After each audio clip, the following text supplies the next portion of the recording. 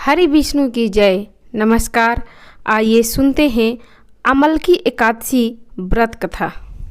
अमल की एकादशी का महत्व।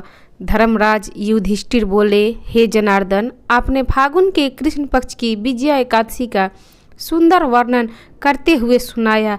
अब फागुन मास के शुक्ल पक्ष की एकादशी क्या है, उसका नाम क्या है तथा उसकी विधि क्या है, कृपया कर आप मुझे बतलाएं। श्री भगवान बोले, हे राजन, फागुन मास के शुक्ल पक्ष की एकादशी का नाम अमल की एकादशी है। इस व्रत के करने से समस्त पाप नष्ट हो जाते हैं तथा इसके प्रभाव से 1000 गौदान का फल प्राप्त होता है। इस व्रत के करने से समस्त पाप नष्ट हो जाते हैं। राजन, अब मैं आपको महर्षि वशिष्ठ जी द्वारा राजा मदंता को सुनाई पौराणिक कथा के बारे में आपको बताता हूँ। आप इसे ध्यानपूर्वक सुने। अमल की एकादशी व्रत कथा। राजा मदंता बोले, हे वशिष्ठ जी, यदि आप मुझ पर कृपया करें तो किसी ऐसे व्रत की कथा कहिए जिससे मेरा कल्याण हो। महर्षि वशिष्ठ जी बोले, हे राजन, सब व्रतों में उत्तम और अंत में मोक्ष देने वाली अमल की एकादशी व्रत का मैं वर्णन करता हूँ। यह एकादशी फागुन माह के शुक्ल पक्ष में होती है।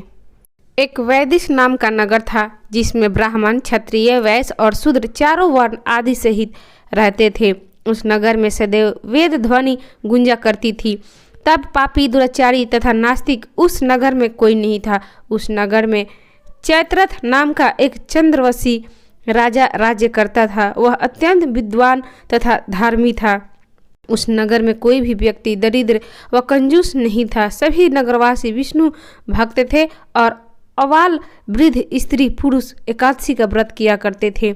एक समय फागुन मास के शुक्ल पक्ष की अमल की एकादशी आई। उस दिन राजा, प्रजा तथा बाल वृद्ध सब ने हर्षपूर्वक व्रत किया। राजा अपनी प्रजा के साथ मंदिर में जाकर पूर्ण कुंभ स्थापित करके धूप, दीप, नैवेद्य, पंचरत्न आदि से धात्री आंवले का पूजन करने लगे और इस प्रकार स्तुति करने लगे, हे धात्री, तुम ब्रह्मा स्वरूप हो, तुम ब्रह्मा जी द्वारा उत्पन्न हुए हो और समस्त पापों का नाश करने वाले हो। तुमको नमस्कार।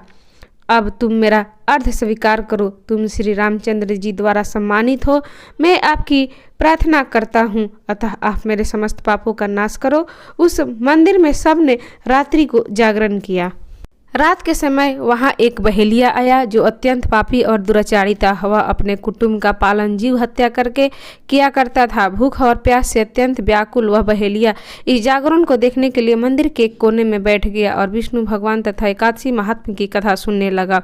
इस प्रकार अन्य मनुष्यों की भांति उसने भी सारी रात जाग कर बिता दी। प्रातःकाल होते ही सब लोग अपने घर चले गए तो बहेलिया भी अपने घर चला गया। घर जाकर उसने भोजन किया।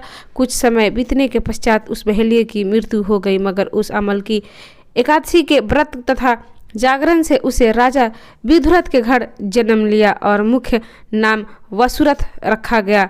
युवा होने और चतुरंगिनी सेना के सहित तथा धन्य धान्य से युक्त होकर 10,000 ग्रामों का पालन करने लगा। वह तेज में सूर्य के समान, कांति में चंद्रमा के समान और वीरता में भगवान विष्णु के समान और क्षमा में पृथ्वी के समान था। वह अत्यंत धार्मिक, सत्यवादी, क्रमवीर और विष्णु भक्त था। वह प्रजा का सम्मान भाव से पालन करता था। दान देना उसका नित्य कर्तव्य था। एक दिन राजा शिकार खेलने के लिए गया। देवयोग से वह माल मुर्ग भटक गया और दिशा का ज्ञान न रहने के कारण उसी वन में एक वृक्ष के नीचे सो गया।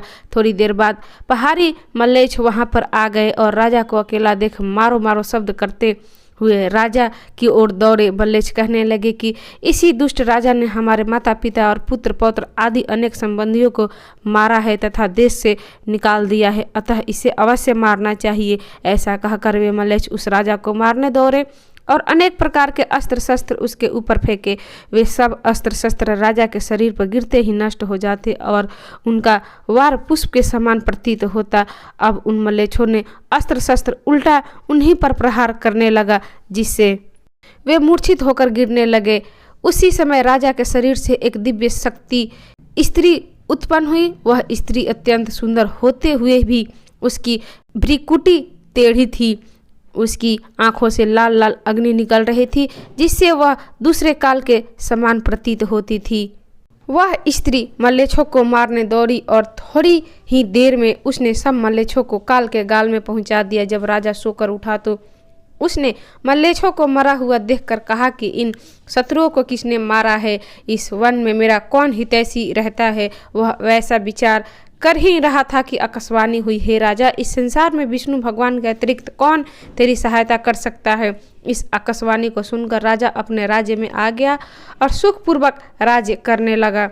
महर्षि वशिष्ठ बोले कि हे राजन, यह अमलकी एकादशी के व्रत का प्रभाव था। जो मनुष्य इस अमलकी एकादशी का व्रत करते हैं वे प्रत्येक मास में सफल होते हैं और अंत में विष्णु लोक को जाते हैं।